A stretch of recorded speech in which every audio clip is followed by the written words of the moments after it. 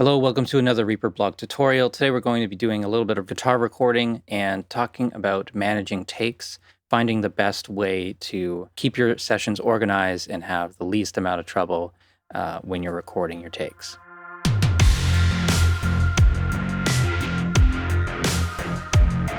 This video is sponsored by Skillshare. Skillshare is an online learning community for creators with thousands of classes on productivity, art, graphic design, and so much more. Skillshare is one of my favorite places to learn. There's always great new classes, and I end up spending a couple hours here every single week.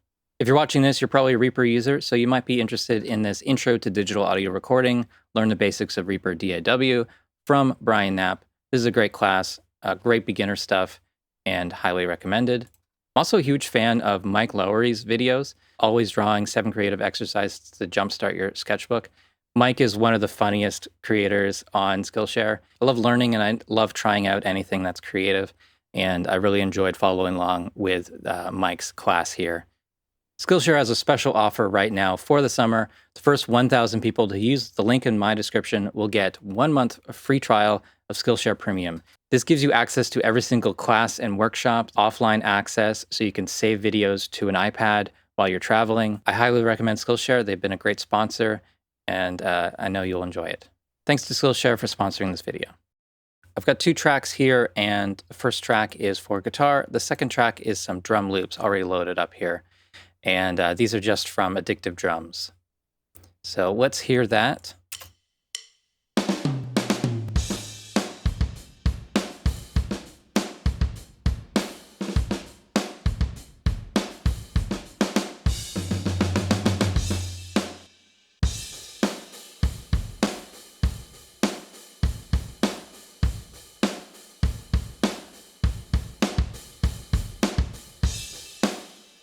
Yeah, and just before we start recording, gonna hit save.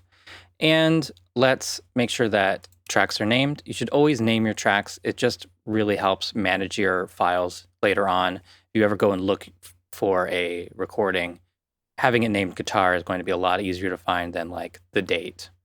So I just call it guitar 1 because I'll probably have a second guitar in this at some point. Besides that, because this song is quite structured already, I know that at bar 11, the verse starts. So I'll just put in a marker here, and you can right click and insert marker. There's very shortcuts for this as well. I think the default is M. I use T for a marker. And so I'm just going to call this verse. And then I'm going to go to bar 19 and make another marker and call this chorus. And you do this so that you can do things like loop recording or punch-ins automatically using the time selection. We'll get into this a little bit later on, but now that I have markers in my timeline, I can just double click and I have my verse selected. If I double click anywhere between markers, it makes a time selection. So I've got now my chorus selected.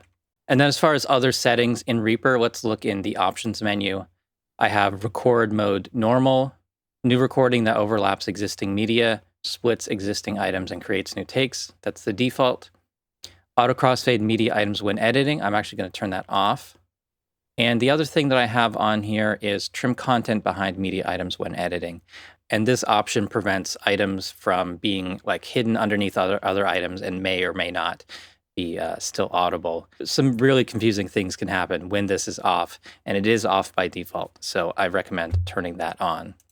And then the only other thing I want to mention before we get into recording is I have all of the loop functions turned off in here. So loop source for recorded items, I have turned off. All the crossfading is turned off, and trim content behind media items when editing is on, as previously mentioned. All right, so let's connect the guitar.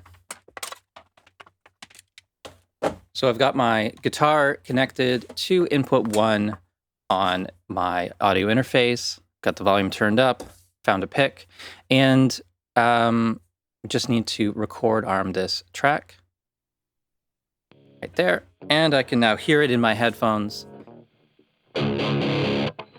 and ready to record. So yeah, I'm not going to use a metronome or anything because I've got a count in this MIDI item here. And to start recording, we're going to use the shortcut for record, which on my computer is Control Spacebar. By default, it's going to be Control R on Windows or Command R on Mac.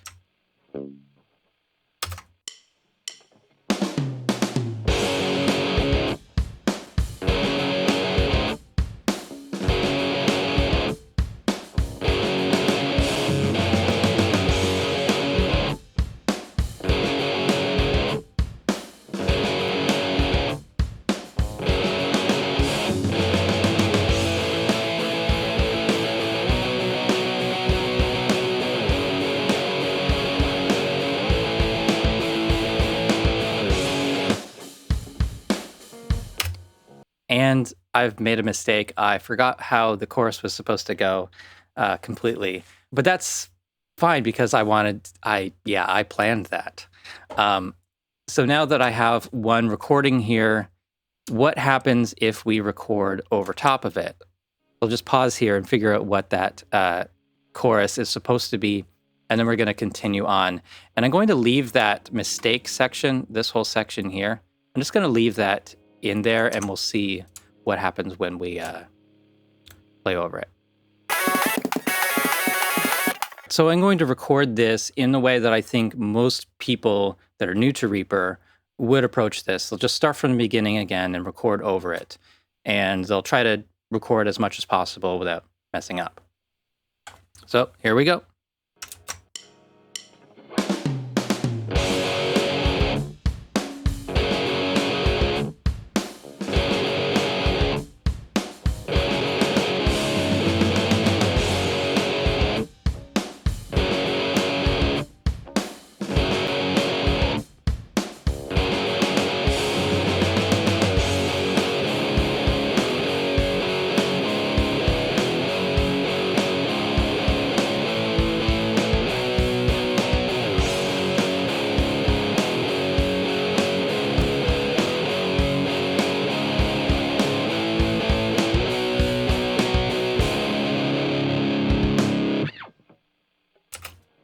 All right, so I got through it this time.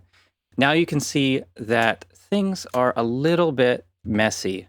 So we've got 2 takes here. We can see both recordings on the same track. And what you might run into is this issue right here where you've got this split kind of in a random spot, because that's where I pressed stop the first time. And to resolve this so that we don't have this split here, take the left edge, and this is why having the crossfades function turned off in the main toolbar is important. And we just drag it out to the end of the song. And because we have all the looping functions turned off, it's not going to repeat from the beginning of the song in that empty space. So now I can click on any one of these items and hear which one was better. So I'm pretty sure that take 2 was better overall. It's the complete song. But if I wanted to, I could just press S to split, and I could click on the first take. And so I've got take 1 going into take 2, and let's hear that.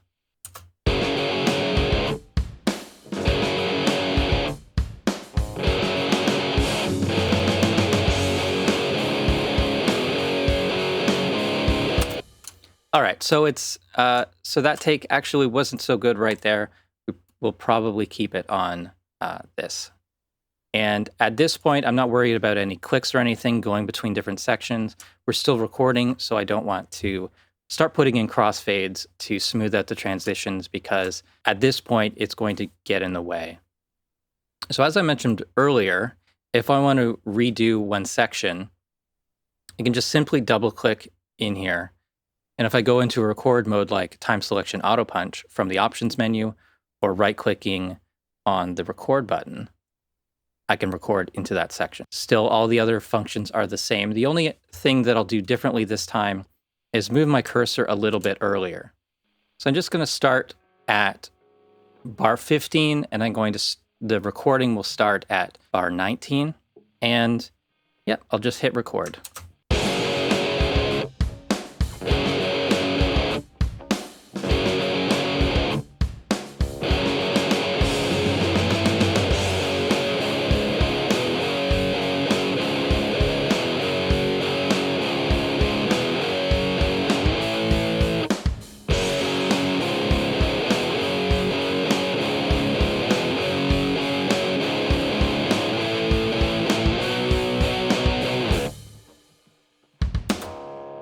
All right, so that was not so good. There was one part that was okay and the other parts that were not okay.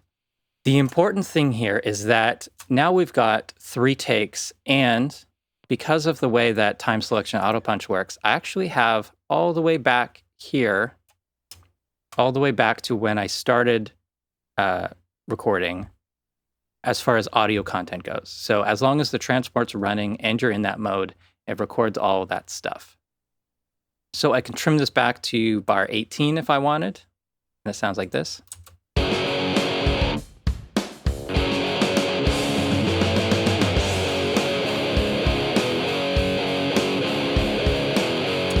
But I know I made a mistake there. So I just wanted to show you that it works like that. And so I will keep this section here. So I'm just going to split that.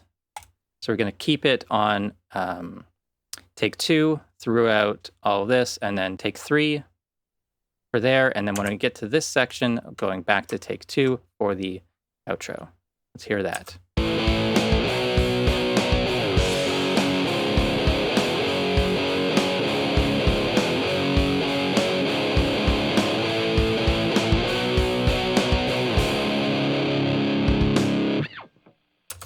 All right, so that works.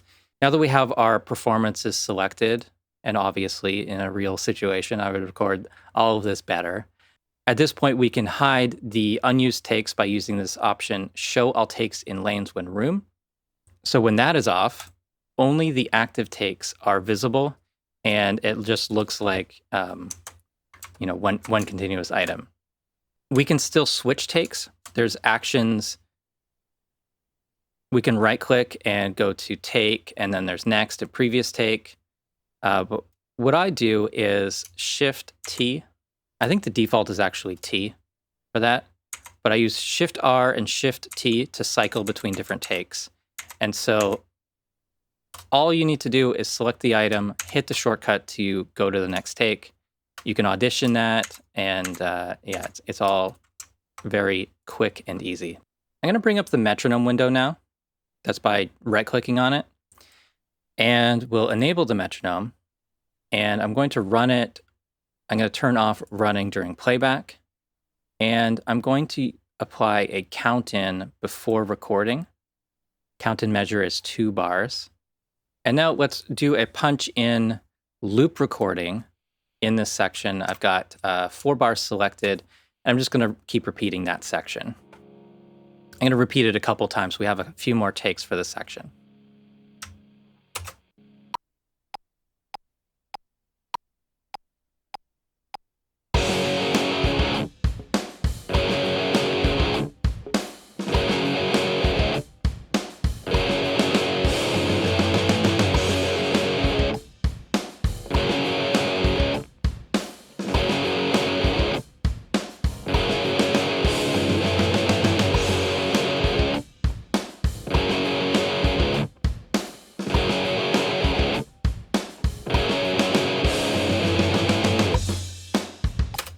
All right. You notice right there a second ago, when I hit stop, it actually hid the last recording. So I'm going to show you what that preferences audio loop recording. And this option in loop recording, discard incomplete first or last take if at least 1 full loop was recorded. Threshold for complete take, 90%. Let's just grab this item. I'm going to copy it and paste it over here. And if I drag out the end, there's about 1 bar before I stopped. Not quite 1 bar. And if I drag the left edge, it goes all the way back to the very first of the takes. So from when I started recording the first time, all the recordings are in there in a loop. And again, using my shortcuts, Shift R, I can go back 1, and again, and again, again, all the way back to the beginning with take 1. So take 5 was the most recent. There's take 4, there's take 3, and those are the ones I just recorded. There's one more record mode that I'll show you. It's called auto punch selected items. I don't use this too often. I pretty much only use the time selection auto punch anytime that I know the length of my recording and I know exactly where I want to punch in. But item selection punch can be pretty cool. So let's actually increase our grid size to quarter notes. Let's actually just split these items. I'm going to split this. And then, yeah, so I'm going to select these two items using control click. So these items are split separate from that. I'm going to go back here. Let's look at another one of the metronome options. So instead of count in before recording, I'm going to use the pre-roll. So pre-roll before recording, and the measures 2. So this is going to play the song for 2 measures before my punch in point, or wherever my cursor is really where it's going to start recording. So I just need to record on this track, and we're ready to record into those 2 items.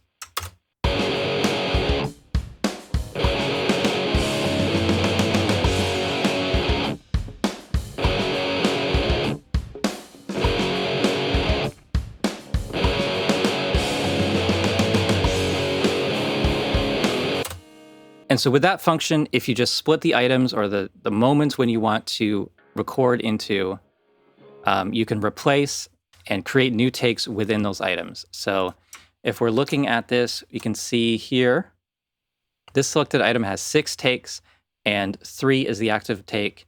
This item has 6 takes and number 6 is the active take. Back to take number 3 and then to take number 6. And if we go into that other view, show all takes in lanes, you can see all these different takes. If your project looks different than this at this point, you may have this option, display empty take lanes, turned off. And so I'll just select that. And now we have these kind of uneven number of takes in each item. I personally prefer to have the display empty take lanes turned on. For me, that's a little easier to manage. So let's say that this is everything we wanted to keep in our recordings. I'm going to do a right drag over this to select all those items. I'm going to right click within these items. I'm going to go to the take menu. And if I want to delete everything else that I'm not using right here, it's called crop to active take.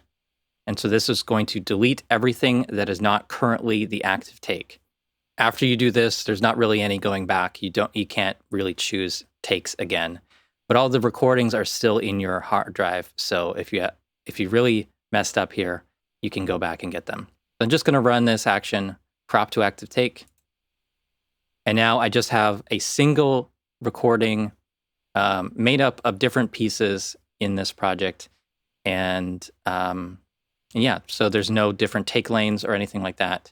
If I grab one of these items, let's say this guitar part here, move it over.